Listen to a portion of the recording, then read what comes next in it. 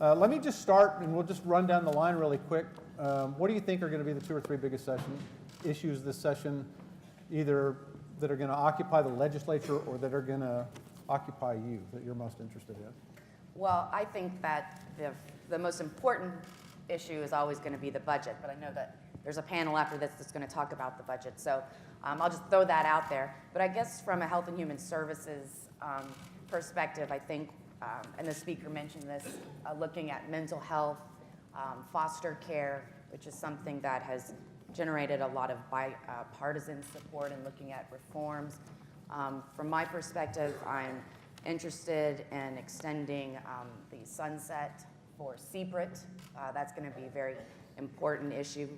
And also we're seeing the number of unvaccinated children steadily increase, and that causes me great concern. So I'll be focusing on vaccination issues. I see that the #1 issue in the state of Texas is whether or not the Dallas Cowboys will win the Super Bowl. And what can you do about that? Nothing legislatively, but we can cheer them on. I concur with Sarah. The #1 issue is always the budget and making certain that we that comes in for smooth sailing, however you want to define that. I think that the most pronounced issue is going to be how does the House and the Senate get along? I mean, and the reality is that there will be obviously different types of, you concur with that, right? There'll be different priorities from the Speaker and also the Lieutenant Governor and also the Governor. And they will agree on most things, but suffice to say, the Lieutenant Governor has laid out what his priorities are. And I have not seen what the Speaker thinks of those priorities, but I know that historically, there's always been some sort of tension between both houses, a check and balances between both houses. I concur that the Department of Family and Protective Services, we will look at that. We will be looking at mental health issues again. All of us know that that is a big issue. We'll be looking at a whole host of school choice issues. I think the top 10% is going to be in play again this legislative session, even though I was assured that it wouldn't be. So we'll be dealing with some higher education issues, and always the issue concerning making certain that we review different type of regulations that we have on the books to make certain that we have a balance, if you will, of those regulations protecting the citizenry of the state of Texas, but also making certain that we don't harm the economic engine of the state of Texas. I think I'll try to narrow it down to, hopefully when I'm doing this coming session on transportation, I'll talk about some transportation priorities. The last 2 cycles, the public has given us the opportunity to pass 2 of the largest funding bills in the history of TxDOT. In fact, they are. So I think for the 3rd go around, there's not going to be any proposal for a constitutional amendment. I think we need to make good on our promises. I think with the sunset report that came out about TxDOT about 10 days ago, I think it's kind of changed the dynamics. If you read it or just heard a little bit about it, kind of focused on that maybe TxDOT's not ready to spend all this money. There is a tie to the budget, of course, because all this money, all this influx is not tax increases or registration fee increases. It was setting transportation as a priority, maybe as high in some people's minds as public education and health and human services, because we're putting in oil and gas money out of Prop 1. And Prop 7 that passed last year, it's general sales tax. Now to get it through both the House and the Senate, we put in some caveats. If it gets so bad, we could pull it back, and this is one of the only agencies that you could do that to. You couldn't do that to public education. You can't say you've got $10 billion a year, then whoops, things aren't as good as we thought they were, and pull it back. You can in transportation. People don't like to hear that, but you know, the senator's got a project in his district, and we're not going to tell him we can't do it. Well, we will, but we won't say it's this year. Right? Don't tell me, tell someone else. Well, we can't do it this year. We'll do it next year. We've got to do senators first. So I think it's going to be a big deal in following up with the public on the promises that we made, putting the money where it's supposed to, getting good projects out there. And I think we're going to talk a little bit more policy this session on transportation. The last couple sessions, it's all been about, you know, money, money, money. We didn't talk about comprehensive development agreements. We didn't talk about design, build, transportation reinvestment zones. So I think we're going to have time to do more policy regarding transportation. Okay. And TxDOT is already ahead of the curve. all of the porta potties out there on construction sites are transgender.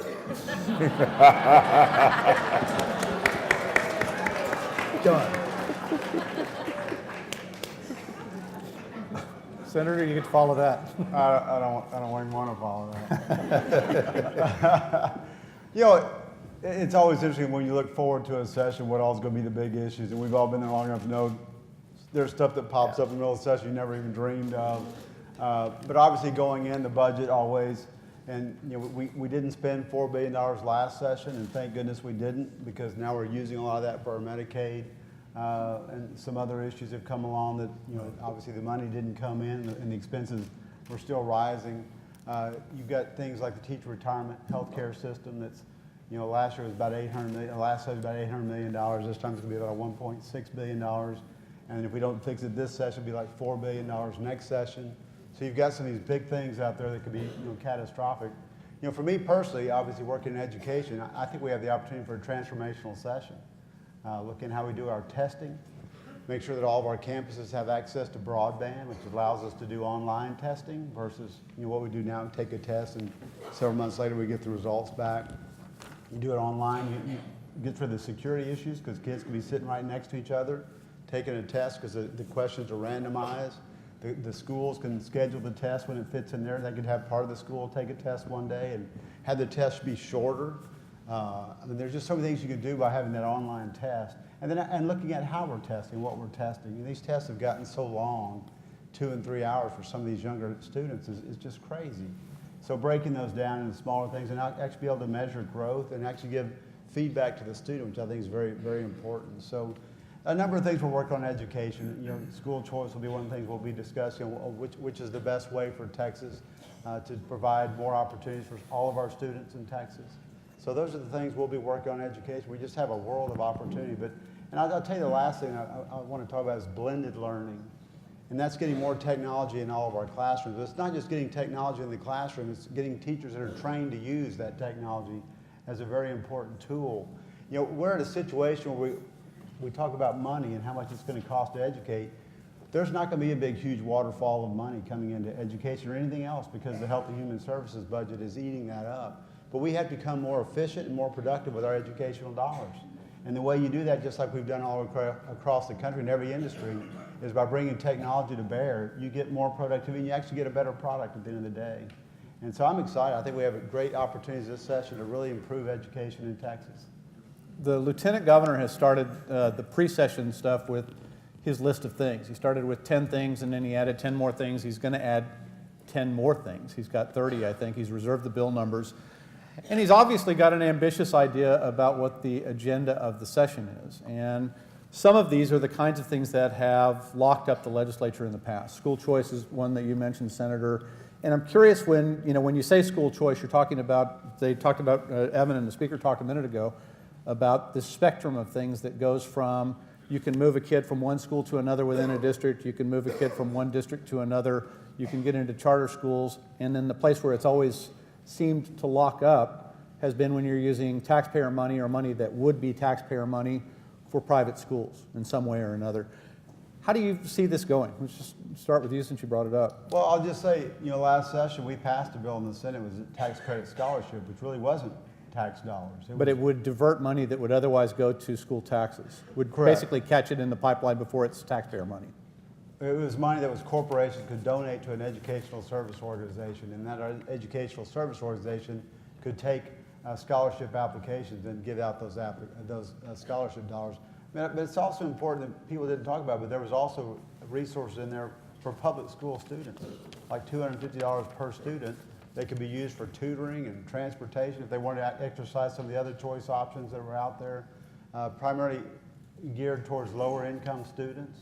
Once again, we have a good school system in Texas, but we've got a lot of schools that frankly aren't getting the job done and historically have not. And we have some alternative ways of getting that to make sure that those students are getting the best opportunities that they can have in Texas. We have some real challenges.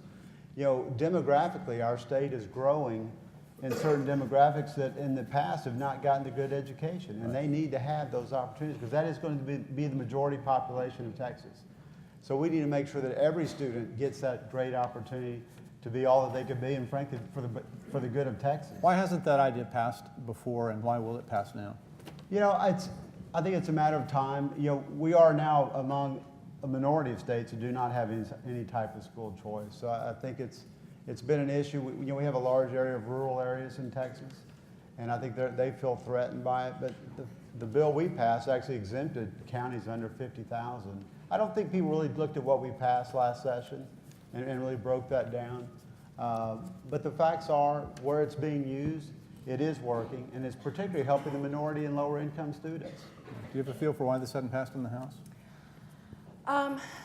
You know, I think because there's 150 of us, and we are representative of our district first and foremost. And I think the senator mentioned, you know, you have urban and rural legislators, right, Republican and Democrat, and so I often say sometimes the biggest differences between legislators in the House are the battles are between the urban and the rural, not necessarily the Republican versus the Democrat. So, but when you think about public education, it's your constituents' parents, the public education that is provided to their kids is very, very personal. And because we have, I just think, such a diverse body, it affects each of us differently.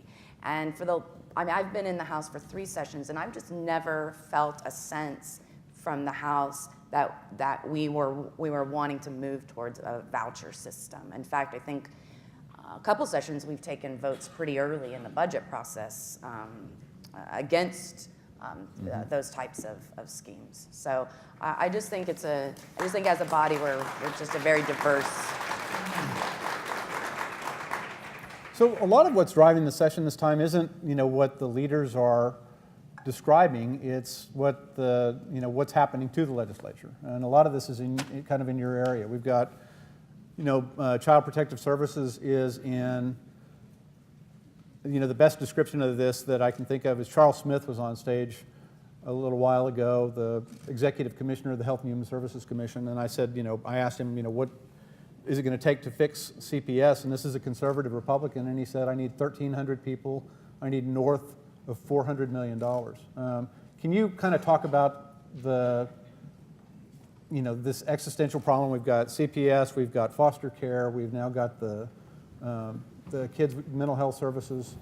Talk about that spectrum of things and what we have to do. Well, I think the commissioner is right, and as a Republican, I almost never say that, money is part of the answer to any solution, but I personally feel you cannot get around the fact that our caseworkers are not paid enough, so the turnover is high, and kids are suffering because of it.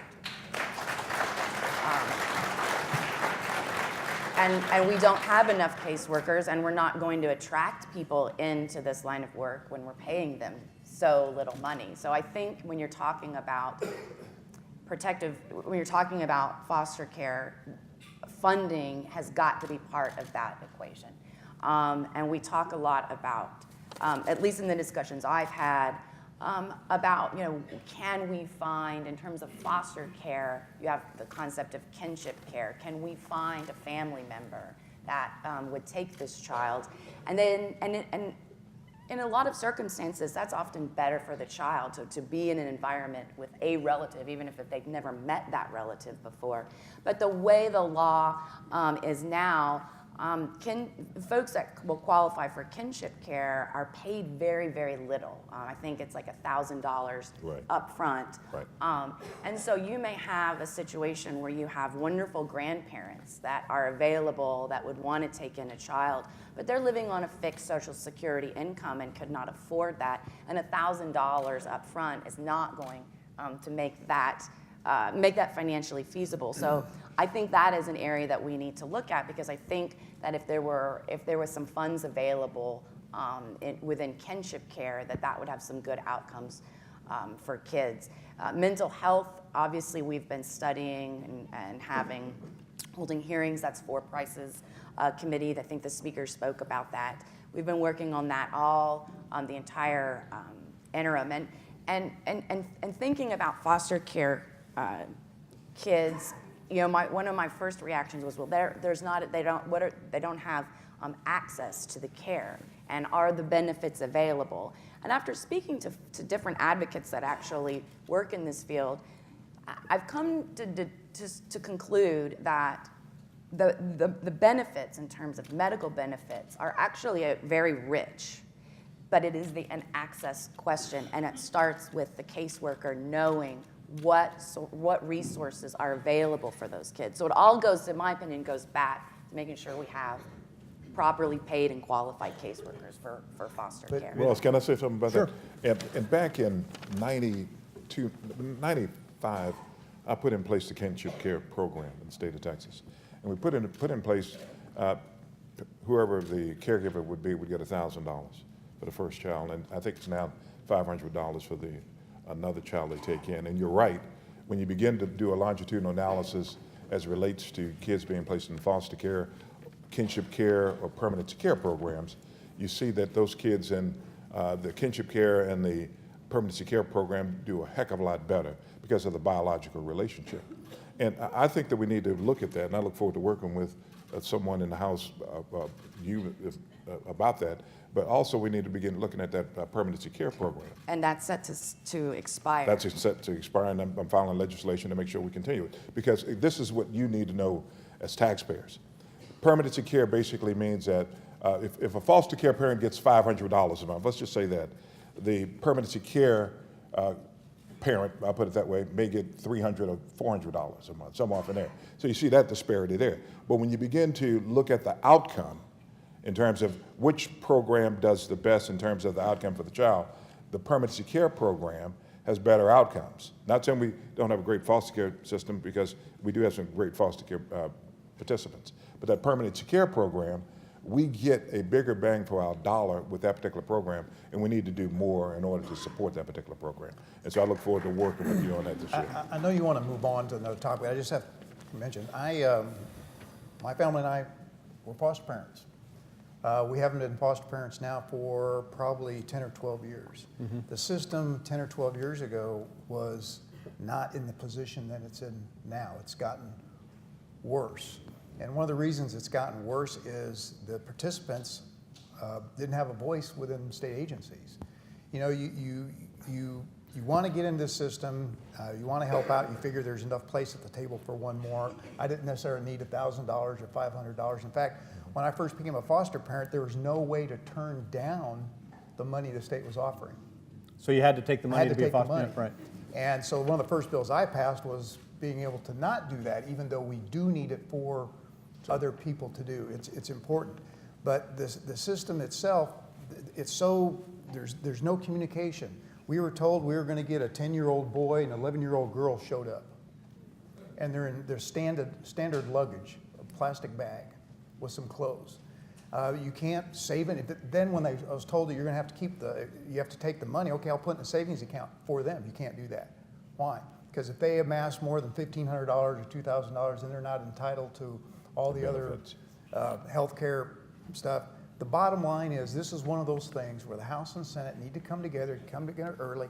$400 million. Now, to us individually, except for Larry, that's no big deal. $400 million in the state of Texas budget is nothing. Budget does. We could find that in 20 minutes. It's ridiculous. We just need to decide that this is a priority. You know, there's lots of them, but a priority, and get it done. And that's one reason the speaker on our side has been talking about things like this. The speaker's on before, and he made a comment that really resonated with myself being a House member. At one point, the speaker said, Evan, you know that House members pass bills too. And that was telling. And I think the House is ready to do something. Let me just say one other thing, and going back to what Sarah said. The Finance Committee had a hearing, about 3 weeks ago? And we had the Family and Protective Services there. What's telling is this. I asked the commissioner, point blank, in front of God and everyone, whether or not caseworkers needed a raise and whether or not that's an emergency. And he said, and he gained a lot of political capital with me, said that it's an emergency and we need to take care of it. If we're going to have caseworkers, we need to fund them adequately and give them the resources that they need. He said that publicly, so I think that will hopefully provide the seeds for And us the to governor's get something staff done. is here or listening. Governor, I think you ought to put this on your emergency list as we come into session. That's exactly right.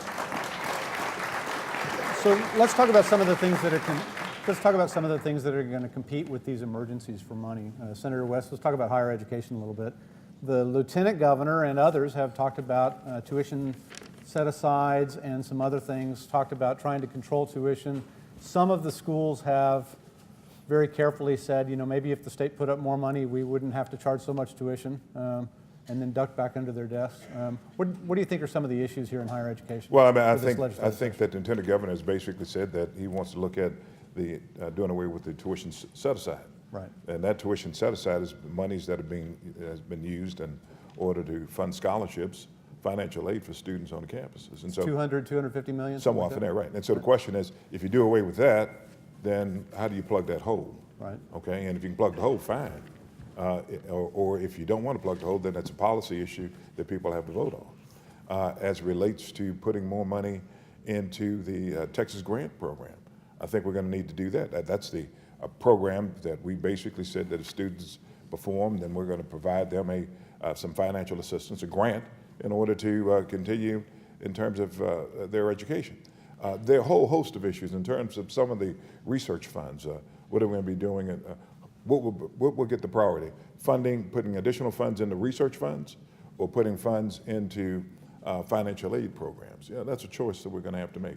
And again, there are other issues in higher education that I'm pretty certain that I'm overlooking. I know like top 10% is going to be an issue. There has been the chancellor of the UT system basically said that we ought to do away with the top 10% or some additional modification of it.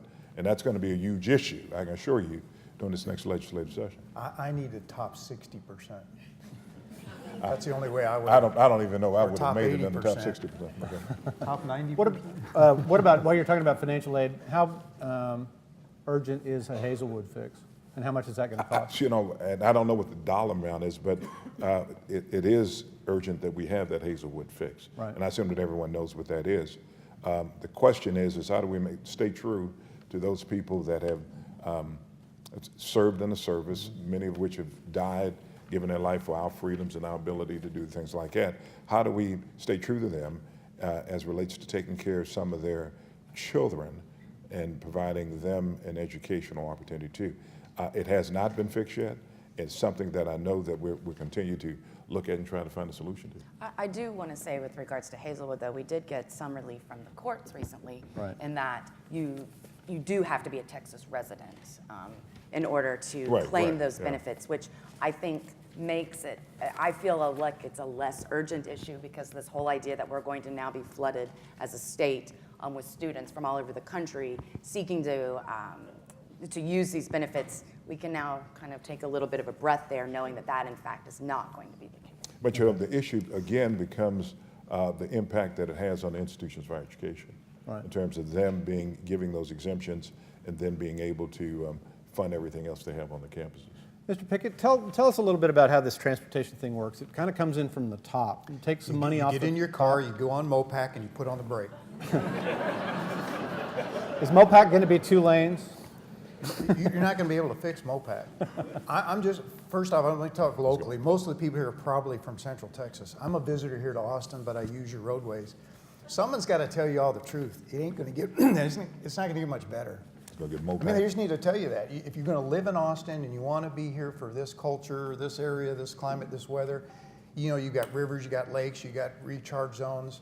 I hate managed lanes. I think they're a waste of taxpayer dollars. I think there's a few people that get, because I get hate mail after I say something like that because people call me and say, hey, I'm the only one on that managed lane. Leave me alone. I can afford it.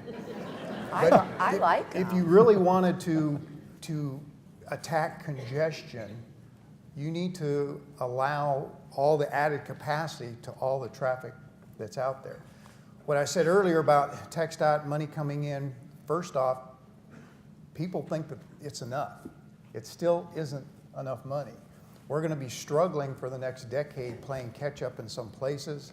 I'm not against comprehensive development agreements. I'm not against tolls. Some tolls work good some places. Others are pretty pretty bad. I've got one in my area. Is the toll thing going to change? You know, one of the things. It's going to change, and the reason it's going to change is the toll fatigue that started in North Texas is working its way down.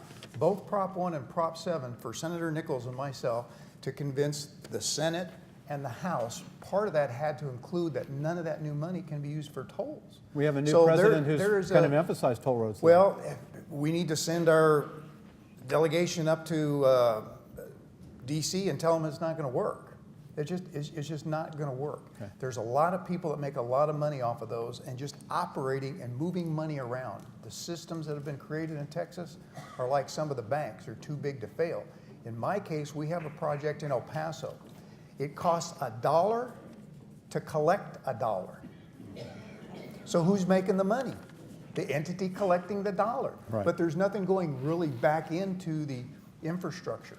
And I know the other side, the argument is, well, we are generating money, we're doing some good things for it, but it costs more to operate a toll. It costs more money to develop and design a toll road. So we need to tamper them and use them once in a while, not make it the preferred choice.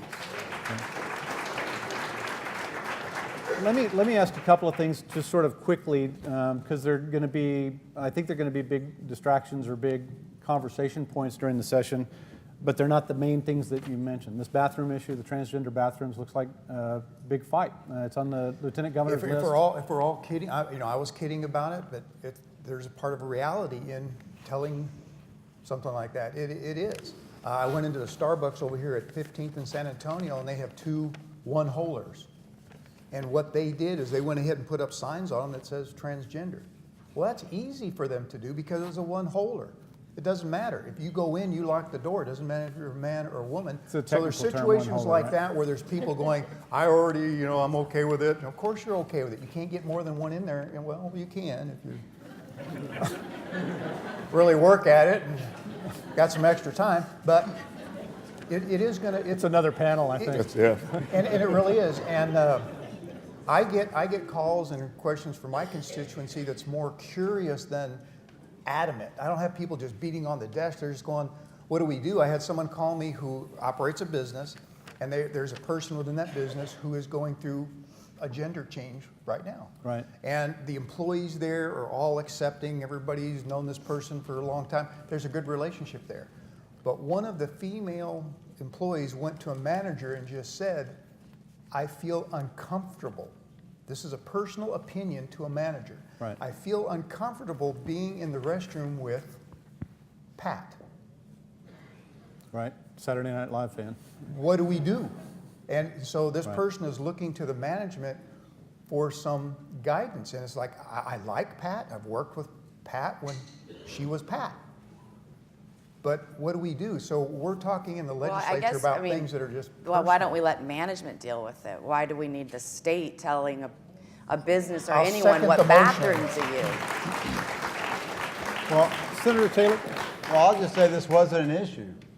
People were already dealing with, just like you said, Sarah, until the outgoing president made an executive order that said we're going to do things all across the nation. And suddenly this has become an issue. Before, schools were dealing with this issue. Yeah. Business were dealing with this issue. So this was something that was thrust upon us. This isn't something that I think the state of Texas Well, but the asked state for. of Texas now, though, is deciding to get involved in it. Why not just allow the schools to continue to deal with it? as opposed to I've us not getting had involved? one constituent call me I and haven't say, had one. Sarah, I haven't either. you But know, the president- state's been in existence and we haven't been able to tell people where to go to the bathroom and it's time to change that. So I mean, why I did the just have never president- heard it. how do you thread So the why did needle? the How do you president thread make the an needle on this? executive You've got a order? bunch of businesses over here who are, maybe in the position that they were in North Carolina, where we can't. PayPal canceled a big move there. NCAA canceled a tournament because North Carolina took a particular position on this. On the other hand, if you look at Republican voters, and in our own polling, University of Texas, Texas Tribune polling, it's very clear what they want. And if you're a Republican office holder or candidate, you look at this and you say, I've got businesses over here, I've got my voters over here, get me out of here. How do you get out? Well, Lieutenant Governor just put out his polling on the issue as well, and it's across all lines. The people just want to be left alone. Except for business. Well, yeah, business community is coming one way, but I think they're getting pressure from other areas. Right. Like I said, I think it was better before the president stepped in the middle of it. This Okay. issue was not an issue up until that point. Okay.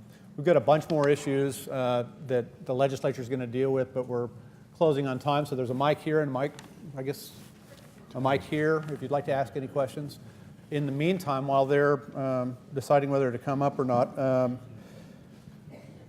couple of other issues that are going to take some time and take some legislative consideration. This fetal remains thing that is a rule now at the Department of Health Services, State Health Services. Looks like it's going to be legislation now. Sanctuary cities. There's a bunch of social issues like this that I think are going to, absorb a lot of time in the legislature. How do you think this is going to go, Senator? Well, that's when you ask about what are the big issues Right. of the session, the question becomes, the Senate is going to be further right, and a lot of those issues will, needless to say, get out of the Senate. They will. They won't get out with the obviously unanimous voice. There'll be some differences. But the question then becomes, how important will they be in the House, given everything else that needs to be done? And so there's going to be some tension between the House and the Senate as it relates to those particular issues, specifically those big social And this issues. is what that you were talked talking about at the That's top. exactly what I was talking about. Yes, ma'am. So it's been very interesting so far that in all of these big issues, women's health has not even been mentioned. So is there some consideration for expanding health and education programs that reduce unwanted pregnancies up front, such as has been shown successful in Colorado? Seems like that should be a very significant bipartisan approach. I'll take that. Unless either one of you gentlemen want to discuss. Oh, no. Well, fine. I'm more than happy to So discuss. first of all, thank you for your question and for your observation. When we, over the summer, got the maternity morbidity report, I was completely shocked. And have been working on this. I've been working on women's health issues for the past 6 years. And as you know, last session we put unprecedented amounts of funding into women's health for family planning services. And I'm 100% supportive of continuing the funding stream for family planning. But I also think we have to really take a look at why women are dying within a year of childbirth. And that report, it's easy to say, oh, well, because y'all slashed family planning in 2011. But the timing of those deaths and when those cuts came into effect don't jive. So I think that instinctual reaction is incorrect. It would be great if it was that easy to explain. But what you do see is that women are dying from drug overdose and heart attacks, hypertension, high blood pressure, and drug overdose is a substance abuse is a mental health issue. And so when I was talking about mental health earlier, I include women in talking about mental health. And so in our office, we're looking at postpartum depression issues, but we've really got to focus on substance abuse and opioid addiction in particular in this state. But I think women's health was a priority last session in terms of the amount of money that we put in it, and I hope that it will continue to be a priority in the budget. Then the fetal remains thing, I don't consider that part of women's health. So. Yes, sir. In Texas today, graduation rate at four-year schools, if you exclude this institution and A&M, is about 50% in 6 years. Georgia State has increased its graduation rate by 20% by requiring professional development for all faculty and by spending more money on advising college students. Would any of you support a requirement that all 2- and 4-year instructors, professors, et cetera, be subjected to or required to attend professional development as you do for K-12 teachers today? Could you hear that in the back? The question is about graduation rates at four-year schools and whether these guys would require instructors to have professional development training. Bill, first of all, thank you for all your services. I know that you've retired, but you really hadn't retired. The fact is that I don't mind looking at something like that, especially if we're getting better graduation rates, because that's what it's all about. And so I'm not familiar with the Georgia experience, but would be more than happy to take a look at it. And I'll just say, to get a better graduation rate from college, we have to have better prepared students when they enter college. A lot of the problem we have is people going to college really aren't prepared. and they get frustrated and they drop out, and or it takes a lot longer because they're taking remedial education. We have to do a better job in public ed. And it's not necessarily just throwing more money, it's how we're doing it and how we allocate those dollars. And I think we have ways of doing that to increase their abilities when they graduate from high school and go into college. So. And you know that one of the main reasons that people don't matriculate within that 5 or 6 years is financial aid also. And okay, so we've got to make certain we do something about that. If we do something about that, I think that will be one of the things that will help us with those graduation rates. Well, financial aid and the cost of college in general. I mean, Without question. the cost of college is going up.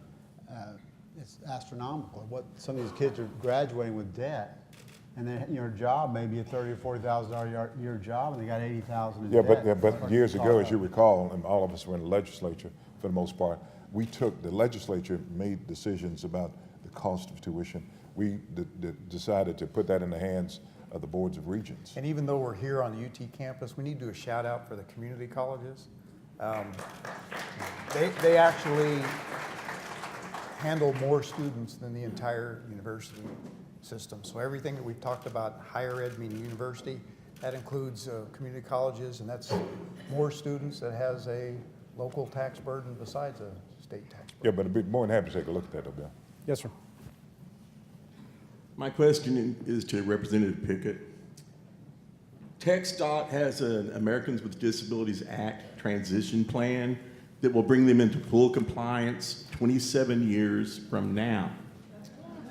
Why should Texans with disabilities have to wait more than 50 years after the ADA's enactment for equal access? And what will you do to speed up TxDOT's unreasonably slow progress in this area? You know, TxDOT shouldn't have to take 27 years, and that's one of the things, believe it or not. I don't know whether you've read it or you just good timing. It was mentioned in, again, the Sunset Report on TxDOT. This agency is huge. This agency's got $10 billion a year, and I don't think that there's been enough internal prioritization. In my district and my community, because of what I do, there's more people who need ADA services that know to contact me. And so it's a benefit for them, because I sit down with my district engineer, and instead of looking at what their plan is, we ask the community what they believe is better, because TxDOT's out doing curb cuts in an area where you'll never see not only a person walking, but in a wheelchair. But we've already spent $5 million on curb cuts. What we really need to do is take persons in like yourself and directly connect it to TxDOT. We have a certain amount of money, so let's just go with that. Let's just go with the money. Let's put it in an annual basis, and let's prioritize the ADA that we need to do. It seems pretty simple to me. I think we're going to be able to take at least a swipe at it during this process that's coming up this session for TxDOT. I'm just hoping that we don't have to study it. Or no, we're not going to study it. We're not going to study it. In fact, see, the person back in the room asked me a little while ago about what I support in my committee, a study, and I said, no, what do you want to do? Right. And so I've asked them to change their criteria about a study and put it in, this is what I want to do. That's what I prefer. I looked at their website. TxDOT revisits their ADA transition plan every 12 years, coincidentally with the sunset cycle. Yeah, we can change that. We have Not time a for, coincidence. we have time for one or two more in here. Yeah, Don Heisel, I'm a Leander School Board trustee, and it kind of like the school choice, directed to you, Senator Taylor. When you look at school choice, Could you speak into the microphone? when you look at school choice, are you looking at all the strings attached to the dollars that you're sending out somewhere else besides public ed? And are they the same strings that public ed are going to have to abided by the school choice? And on top of that, from a budgetary standpoint, have you ever taken a look at all the things that public schools do today that are required by the dollars they get?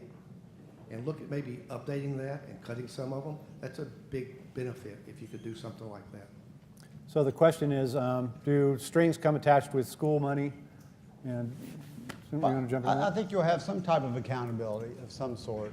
Obviously, you wouldn't want to have, well, first of all, we're changing the accountability system for the state of Texas public ed. We've got to improve what we're doing, and that's one of the things we're working on. So the fact is, what we're doing for public ed may not be as onerous tomorrow is what we're doing today. So we've got to fix that to start with, regardless of school choice. But school choice, there will be some type of accountability or strings with the program. And some private schools may not choose to take that. And that's fine. I hear a lot from the public school folks that, this isn't going to work. Well, that's fine. If it doesn't work, no one exercises it, and all the money stays. But the fact is there are some students, even if they're in a great school, the great school can be great for every student. And there may be a few students with particular special needs or whatever that need another environment to get that education in. And the fact is, in the state of Texas, we're adding about 80,000 students per year. So this idea that we're cutting funding for public ed is not really going to happen. There's not capacity in any kind of a school choice scenario that there's 80,000 seats available. So we're going to have a small number of students take advantage of this opportunity to get something better that they need in their particular situation. But the public school system is going to continue to instruct 90 to 95% of all our students, because most parents and most kids want to be on that traditional public school campus for all the things that you talked about, the extracurricular and all those things. But there are some students where that doesn't match up, and that's not really what they need for them to succeed. Okay, I have time for one more very quick question. I'm going to have to turn everybody else away. Go ahead. Hi, my name is Arthi Singh, and I am a proud PTA mom. First, I want to thank you for your service, Senator Taylor. And my question is, well, we all agree that school finance reform needs to happen, but the way that recapture is set up, by design, it pits property-rich districts against property-poor districts. So I would like to hear from you, what are the very specific topics that you feel like these two types of districts can coalesce upon around, so that we can all be united and fight for the same things that will benefit all students in Texas? Well, that's a very good question. I'm sorry we didn't bring it up earlier, but school finance, we now have an opportunity as a legislature to tackle school finance without the weight of a prescriptive thing from the Supreme Court saying you have to fix this, or having a pending Supreme Court decision hovering over our heads. We can't really do anything. The fact that the Supreme Court ruled our current system is constitutional but messed up actually opens the door for us to come in and do something. So I'm excited about it, but what we have to do is simplify the whole system.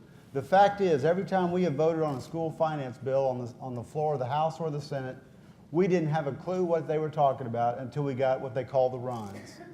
The runs is a listing of every school district in Texas, and every good representative and senator goes and highlights their school district within their district and says, okay, this is good for my area, I'll vote for it, or it's bad and I'll vote no. That is no way to do public policy. We need a simplified form that we all know what we're voting on, and we have an understanding of it. And frankly, the school districts themselves are hiring consultants to tell them how much money they're getting from the state. That is an overly complex system. We have an opportunity to simplify, and at the same time make it work for more districts and everyone included. But you've got to get back. We have Band-Aid on top of Band-Aid on top of Band-Aid, which the Supreme Court described. All these prescriptive fixes over the years. And it's time to take away the Band-Aids and let's build this thing from the ground up. What are we trying to do with public ed for 12 years of public ed? How much does that cost? And I got to tell you, it's time. The school system we're on, the finance system we're on, was in the 1940s. The one before that was the 1870s. Here we are in 2016. It's time to do it all over again. It's just historical, right on time. Every 70 years, you got to redo this. And here we are, and we have an opportunity to do it, and I really want to tackle that. We've been working on it during the interim, looking at different perspectives. At the beginning of this session, we're going to have a lot of different groups that are all putting forth plans. We're going to have a big meeting where we sit down and have all those plans presented, and we're going to go through and discuss each one of those, the merits of each, and try to find the things we can pull together and pull together a school finance system and actually do something unprecedented. Pass a school finance bill without the weight of a Supreme Court decision forcing us to do so. Okay, let's leave it there. Sarah Davis, Royce West, Joe Pickett, and Larry Taylor. We have about a 10-minute break here.